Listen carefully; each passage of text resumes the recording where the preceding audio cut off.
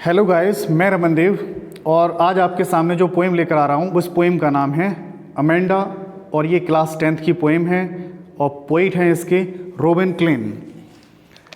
इस पोएम में पोइट बताते हैं कि हर बच्चों को ऐसा लगता है कि उसे कंट्रोल किया जा रहा है या उसे फ्रीडम नहीं मिली है, जो काम करना चाहता है उसे काम नहीं करने दिया जा रहा है, यानी कि वो अपनी मर्ज़ी का मालिक नहीं है।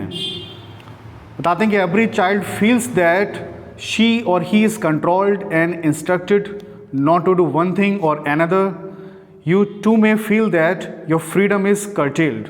उनको लगता है कि उनकी फ्रीडम क्या की जा रही है, कर्टेल की जा रही है। चलिए स्टार्ट करते हैं पोएम की ओर। पोएम की लाइन कुछ इस तरीके से दी हुई हैं। Don't bite your nails, Amanda.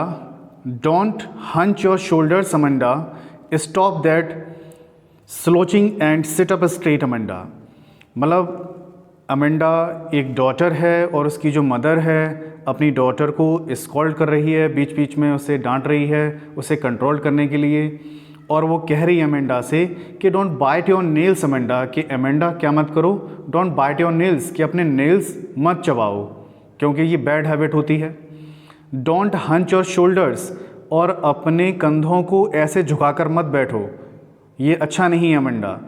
Stop that slouching and sit up straight, और स्लॉच मतलब होता है लेजीनेस, और आपकी जो लेजीनेस है इसे क्या कर दो, इस लेजीनेस को छोड़ दो। एंड सिट अप स्ट्रेट, और कैसा बैठो, स्ट्रेट बैठो अमेंडा।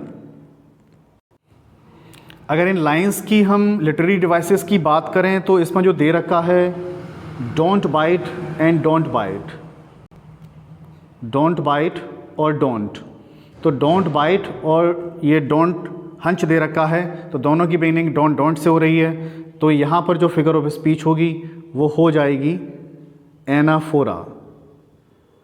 और एनाफोरा गाइस क्या होता है कि बिगिनिंग जो सेंटेंस हैं वो दोनों ही लाइन जो हैं सेम वर्ड से रिपीट हो रही हो उसको क्या कह देते हैं, एनाफोरा कह देते हैं। अगर इसमें दूसरी लाइन की बात करें तो दूसरी लाइन में डोंट योर एंड सोल्जर्स, यहाँ don't O, your O sound, soldiers O sound, तो यहाँ पर जो फिगर ऑफ स्पीच लाई गई है वो एसोनेंस लाई गई है। और एसोनेंस क्या होता है, एसोनेंस होता है कि repetition of vowel sound, vowel sound का बार बार रिपीटेशन हो रहा है।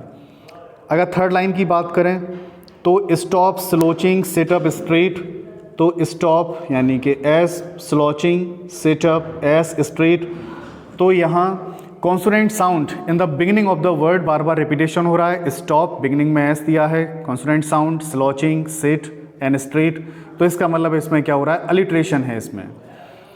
नेक्स्ट लाइन की ओर चलते हैं कि there is a language emerald sea, there is a language, language का मतलब क्या होता है, यहाँ जो ये कॉमा के अंदर जो दिया गया है तो कॉमा के अंदर इसलिए दिया गया है ये लाइन यहाँ से कि अमेंडा जो है अपने आप में क्या कर रही होती है, वो इमेजिन कर रही होती है कि जो माँ ने उसने कहा है उसको डांट दिया कि डोंट बाइट योर नेल्स, ऐसे मत करो वैसे मत करो, ये ऐसे लगाई रहती हैं। मतलब होता है बच्चों को, अगर बच्चों को बार बार डांटते रहो टोकते रहो तो उनको ऐसा लगता है कि बार बार ये क्या कर रही हैं कि ये हमें कमेंट ही करती रहती हैं, रोकती रहती हैं, कुछ करने ही नहीं देती हैं। तो देयर इज़ अ लैंग्वेज, वो सोचती है कि देयर इज़ अ लैंग्वेज कि वो कहाँ हो, कि वो एक रिलैक्स्ड, कहीं रिलैक्स्ड में हो जाए, ठीक है, सुकून मिल जाए उसे, एक रिलैक्स्ड में हो, एमरल्ड सी और किसी ग्रीन सी में वो हो। एमरल्ड सी का मतलब यहाँ पर किससे है, ग्रीन सी से है। Where the sole inhabitant is me, sole inhabitant, sole inhabitant का मतलब क्या होता है, अकेली, इनहेबिटेंट मतलब निवासी, क्या वो अकेली निवासी हो वहाँ पर, ग्रीन सी पर हो, वहाँ पर रिलैक्स्ड हो, आराम से लेटी हो, बैठी हो सी के किनारे, और वहाँ पर कोई से डिस्टर्ब करने वाला ना हो, वो बिल्कुल अकेली हो, कोई वहाँ पर उसे टोके नहीं कि ऐसा मत करो वैसा मत करो। और वो क्या हो, वो कल्पना करती है कि वो काश वो एक मरमेड हो। मरमेड का मतलब क्या होता है, अगर हिंदी में बात करें तो जलपरी कह सकते हैं, ठीक है, हाफ गर्ल या हाफ फिश, जिसका नीचे का धड़ जो है उसका मछली जैसा हो और ऊपर का हिस्सा जो हो किसका हो, लड़की का हो, तो उसको मरमेड कहा जाता है। ड्रिफ्टिंग ब्लिसफुली, और वो क्या कर रही हो, विचरण कर रही हो बड़े आराम से, ब्लिसफुली, खुश होकर, तो वो ऐसी कल्पना करती है कि काश उसके साथ ऐसा हो जाए जिसमें ये दे रखा है। तो अगर इसमें फिगर ऑफ स्पीच की बात करें तो इसमें जो दिया है मरमेड, तो मरमेड क्या है, ये मरमेड जो है यहाँ पर फिगर ऑफ स्पीच है एल्यूजन गाइस ये एल्यूजन बता रहे हैं, इल्यूजन नहीं है। इल्यूजन मतलब भ्रम होता है, और एल्यूजन होता है indirect reference is made in speech और writing to a person, a character और बुक। इनडायरेक्ट रेफरेंस कर रहे होते हैं क्या किसी स्पीच में या किसी राइटिंग में, किसी व्यक्ति के लिए, तो यहाँ पर इनडायरेक्ट रेफरेंस कर रहे हैं, यानी अमंडा के लिए रेफरेंस किया जा रहा है क्या, कि उसे मरमेड, वो कल्पना कर रही है कि काश वो क्या हो, एक मरमेड हो, एक जलपरी हो। अब अगली लाइन में वो फिर से उसकी माँ कहती है, यानी इतने उसने इमेजिनेशन की है, जो ब्रैकेट में जो दे रखी है वहाँ पर इमेजिनेशन चल रही है किसकी, अमंडा की, और बाकी जो डायलॉग बोले जा रहे हैं वो किसके द्वारा बोले जा रहे हैं, वो उसके मदर के द्वारा स्पोकन है कि did you finish your homework Amanda, Amanda क्या तुमने सुना नहीं, क्या तुमने अपना होमवर्क पूरा कर लिया। Did you tidy your room Amanda, कि जो रूम तुम अपना ये अनटाइडी सा रखते हो, अस्त व्यस्त रखते हो, कोई चीज़ सेटल नहीं रहती है, इधर से उधर रहती है, क्या तुमने अपना रूम टाइडी कर लिया, क्या तुमने सारी चीज़ें ठीक से लगा दी, व्यवस्थित कर लिया। आई थॉट, मेरे ख्याल से, I told you to clean your shoes Amanda, Amanda मैंने तुमसे अपने शूज़ साफ़ करने के लिए भी कहा था, क्या शूज़ क्लीन किए तुमने, अभी तक नहीं किए हैं। तो इस बात पर जो है अमंडा क्या होती है, वो चिढ़ जाती है। अगर इसमें लिटरेरी डिवाइसेस की बात करें हम तो डिड यू यहाँ पर फिर से दोबारा सेम वर्ड रिपीट हो रहा है, आप समझ गए होंगे कौन सा लिटरेरी डिवाइसेस यूज़ हो रहा है। अगेन यहाँ पर एनाफोरा यूज़ हो रहा है। तो अगली लाइन में वो कहती हैं कि आई एम अ ऑर्फेन। अब यहाँ से फिर से वो इमेजिनेशन करती है अमंडा, क्या कहती है कि आई एम अ ऑर्फेन, कि इससे अच्छा तो मैं क्या होती, एक अनाथ होती, तो कम से कम ये चिकचिकबाजी तो नहीं होती, जो माँ बार बार ये कमेंट करती रहती हैं ऐसा कर लो वैसा कर लो, कुछ ऐसा तो नहीं होता। रोमिंग द स्ट्रीट, अनाथ होती, गलियों में विचरण कर रही होती, घूम रही होती। And I pattern soft dust with my hushed bare feet, और मैं चुपचाप क्या करती, मैं चुपचाप धीरे धीरे चलती रहती, और जो डस्ट है वो मेरे पैरों में लग जाती, मैं नंगे पैर होती, ठीक है। द साइलेंस इज़ गोल्डन, और वो साइलेंस जो वहाँ पर होता, वो चुप होती, मैं अकेले टहल रही होती, वो कैसे होती, वो गोल्डन होती यहाँ पर एकदम। द फ्रीडम इज़ स्वीट, और फ्रीडम कैसी होती, और उसको जो आज़ादी मिलती, वो आज़ादी कैसी होती, एकदम स्वीट होती। अगर इस लाइन में फिगर ऑफ स्पीच की बात करें तो the silence is golden and the figure freedom is sweet, तो साइलेंट इज़ गोल्डन, अब साइलेंट को गोल्डन बता रहे हैं डायरेक्ट। तो जब किसी की डायरेक्ट कंपैरिजन किया जाए और 16 के एस का प्रयोग नहीं किया जाए तो वहाँ पर फिगर ऑफ स्पीच होता है मेटाफर। क्या होता है, मेटाफर। तो दोनों भी मेटाफर है, साइलेंस को गोल्डन बता रहे हैं, फ्रीडम को स्वीट बता रहे हैं। अब इस तरीके की इमेजिनेशन वो करती है। फिर उसकी माँ दोबारा से कहती है, आगे कहती है कि don't eat that chocolate Amanda, कि अमंडा, अब अमंडा क्या कर रही होगी, अमंडा चॉकलेट खा रही होगी। तो ये कुछ ना कुछ, मतलब बच्चों को ऐसा लगता है कि जो एल्डर्स होते हैं वो कुछ ना कुछ कमेंट करते ही रहते हैं, कुछ करने नहीं देते हैं। हम अपनी मर्जी से जो करना चाहें वो करें, ऐसा करने नहीं देंगे, हर बात पे कमी बता देंगे, ऐसा मत करो वैसा मत करो। तो वैसा ही है यहाँ पर कि don't eat that chocolate Amanda, कि अमंडा चॉकलेट मत खाओ। रिमेंबर योर एक्ने, तुम्हें ध्यान होना चाहिए कि चॉकलेट खाने से क्या हो जाते हैं, एक्ने हो जाते हैं, और तुम्हारे एक्ने हैं, यानी कि उसे ये प्रॉब्लम होगी एक्ने की, इसलिए उसकी माँ से टोक रही है कि क्या मत करो, कि चॉकलेट मत खाओ। Will you please look at me, I am speaking to you. अब जब इतनी, मतलब यहाँ पर इरिटेशन सी हो जाती है अमंडा को कि वो इग्नोर सा करने लगती है, तो उसकी माँ कहती है, कभी कभी ऐसा होता है कि बार बार कोई कहता चला जाए तो हमें लगता है ये इनकी तो आदत है, ये तो ऐसे कहते ही रहते हैं, तो वहाँ पे इग्नोर सा करती है। तो उसकी माँ कहती है कि will you please look at me, क्या तुम मेरी ओर देखोगी, when I am speaking to you, जब मैं तुमसे बात कर रही हूँ तो मेरी ओर देखो अमंडा। अगली लाइन में वो कहती है, फिर से इमेजिनेशन करती है, जब इतनी बात हो जाती है तो अमंडा क्या सोचती है, इमेजिनेशन करती है यहाँ पर, और क्या सोचती है कि आई एम अ रेपेंजल, कि काश में एक रेपेंजल होती।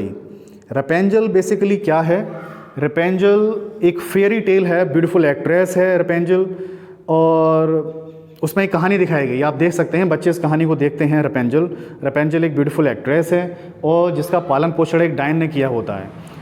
एक्चुअली क्या होता है कि रेपेंजल एक फॉरबिडन फ्रूट था जिसे किसी ने खाया था, तो और उसने, तो डायन जब पहुंचती है, वो डायन का था, तो रेपेंजल नाम का जो फ्रूट था वो डायन के बगिया में होता है। तो वहाँ पर एक कपल होता है, उसमें से वो एक तोड़ कर लेके आता है और दे देता है वो उसे, लेकिन वो प्रॉमिस ले लेती है डायन के, जो पहला बेबी होगा वो आप हमें दे दोगी। तो वो कहते हैं कि ठीक है। तो पहला बेबी जो होता है तो वो डायन रख लेती है, उस बच्ची का नाम रखती है रेपेंजल। अब डायन ने पालन पोषण किया रेपेंजल का, तो रेपेंजल की एक विशेषता है कि उसके बाल जो है बहुत लंबे हैं, और डायन ने उसका जो लिविंग प्लेस रखा है, एक ऊंची सी टावर है, बहुत ऊंची सी टावर बनी हुई है, तो वहाँ पर वो रहती है अमेंडा, और नीचे जो है वो डायन होती है। जब भी डायन को चढ़ना होता है तो अमेंडा से कह रहे हैं सॉरी, तो वहाँ पर वो रेपेंजल से कहती है कि रेपेंजल अपने बाल नीचे करो, तो रेपेंजल के बाल इतने लंबे होते हैं कि बालों को नीचे कर देती है और डायन ऊपर चढ़ जाती है। कुछ ऐसी कहानी उसमें दिखाई गई है रेपेंजल की। तो वही कह रही है कि काश में एक रेपेंजल होती, आई हैव नॉट केयर, और मैं किसी की परवाह नहीं करती। किसी की परवाह करने का मतलब है, फिर वो कह रही है कि life in a tower is triangular and rare, तो कम से कम ये यहाँ पर इरिटेशन तो नहीं होता, ये चिकचिकबाजी तो नहीं होती, बीच बीच में जो कमेंट होते रहते हैं, लोग परेशान करते रहते हैं कि ऐसा मत करो वैसा मत करो, ऐसा तो नहीं होता।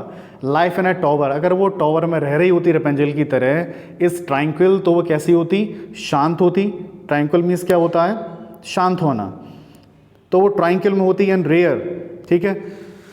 And I will certainly never let down my bright hair, फिर बाद में वो कहती है और तो मैंने अपने बाल कैसे नहीं किए होते, मैं अपने बाल कभी नीचे नहीं करती कि जिससे कि कोई ऊपर आ पाए, ना ऊपर कोई आ पाएगा ना इंस्ट्रक्शन दे पाएगा। तो ऐसी यहाँ पर इमेजिनेशन करती है।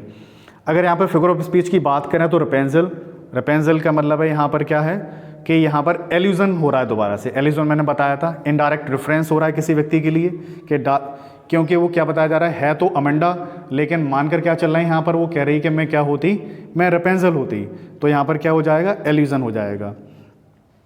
अगर यहाँ पे थर्ड लाइन की बात करें तो इसमें नेवर आर, ठीक है, और ब्राइट आर, हेयर आर, तो यहाँ पे कॉन्सोनेंस यूज़ हो रहा है, ठीक है। फिगर ऑफ स्पीच यहाँ पर कौन सा है, कॉन्सोनेंस हो रहा है, क्योंकि यहाँ पे consonant sound anywhere of the word में कहीं भी है, बिगिनिंग नहीं है, और ये आपको पहले बता चुके हैं, बिगिनिंग में दिया होता है तो क्या होता है वहाँ पर कॉन्सोनेंट साउंड, तो वहाँ पर अलिट्रेशन होता है। अगर नेक्स्ट लाइन की बात करें कि stop that sulking at once Amanda, कि ये तुम मुंह फुलाना बंद करो। सक मीन्स क्या होता है, मुंह फुलाना, कि अपना ये मुंह फुलाना बंद करो। क्या इमेजिनेशन करने लगती है, सोचने लगती है, ऐसा लगता है ये नाराज़ सी है, एकदम इरिटेट सी बैठी हुई है, तो उसकी माँ कहती है, क्या कहती है कि stop that sulking at once Amanda, तुरंत अपना ये मुंह फुलाना बंद कर दो। You are always so moody, तुम एक तो सदैव बहुत ज़्यादा मूडी रहती हो, मूडी का मतलब इरिटेट हो जाना, कुछ कह दो हाल इरिटेट हो जाती हो, मुंह फुला के बैठ जाती हो, नाराज़ हो जाती हो, तो अपना ये जो हैबिट है ये क्या करो, बदलो, ठीक है, ये मुंह फुलाना बंद करो। एनीवन वुड थिंक, अगर तुम ऐसे ही बैठी रहोगी तो एनीवन वुड थिंक, कोई भी ये व्यक्ति सोचेगा, क्या सोचेगा कि that I nagged you at once, कि मैंने तुम्हें क्या किया होगा, डांटा होगा, परेशान किया होगा। लोग ऐसा सोचेंगे कि इसकी माँ इसको क्या करती रहती है, परेशानी करती रहती है, डांटती ही रहती है। अगर यहाँ पे फिगर ऑफ स्पीच की बात करें तो यहाँ पर स्टॉप सकिंग में एस, ठीक है, तो यहाँ पर क्या है, बिगिनिंग ऑफ द वर्ड क्या प्रयोग में लाया जा रहा है, कॉन्सोनेंट साउंड, इसका मतलब क्या हो जाएगा यहाँ पर फिगर ऑफ स्पीच क्या हो जाएगा, अलिट्रेशन। ये हमने आपको भी बताया था अलिट्रेशन एंड कॉन्सोनेंस में क्या डिफरेंस होता है। जिन्होंने हमारे प्रीवियस लेक्चर्स को देखा होगा या कंटिन्यूस देख रहे हैं वो इसको बहुत आसानी से समझ रहे होंगे। अगर इसमें यही फिगर ऑफ स्पीचेस हैं, काफ़ी अच्छे से हमने इसको एक्सप्लेन किया है। आई होप आपको ये समझ में आया होगा, सारी फिगर ऑफ स्पीचेस समझ में आई होंगी। अगर पूरी पोइम की अगर हम बात कर दें तो पूरी पोइम में बार बार जो यूज़ हो रहा है कि don't use your Niels Amanda भी कई बार इसमें आया है। थर्ड लाइन में हर स्टैंजा में ऐसा कुछ दे रखा है कि बार बार, अगर इसकी बात करेंगे कंप्लीट उसकी बात करें तो इसमें फिगर ऑफ स्पीच क्या हो जाएगा, रिपीटेशन हो जाएगा, क्योंकि एक ही वर्ड क्या हो रहा है, बार बार प्रयोग में लाया जा रहा होता है। आई होप आपको ये पोइम समझ में आई हो, ठीक है, और आप इस पोइम को रिपीट करें, अच्छे से देखें, इनके इंपॉर्टेंट क्वेश्चन आंसर्स को भी हम डिस्कस करेंगे। और आपको ये पोइम कैसी लगी आप कमेंट बॉक्स में मुझे ज़रूर बताएं। Thank you very much guys.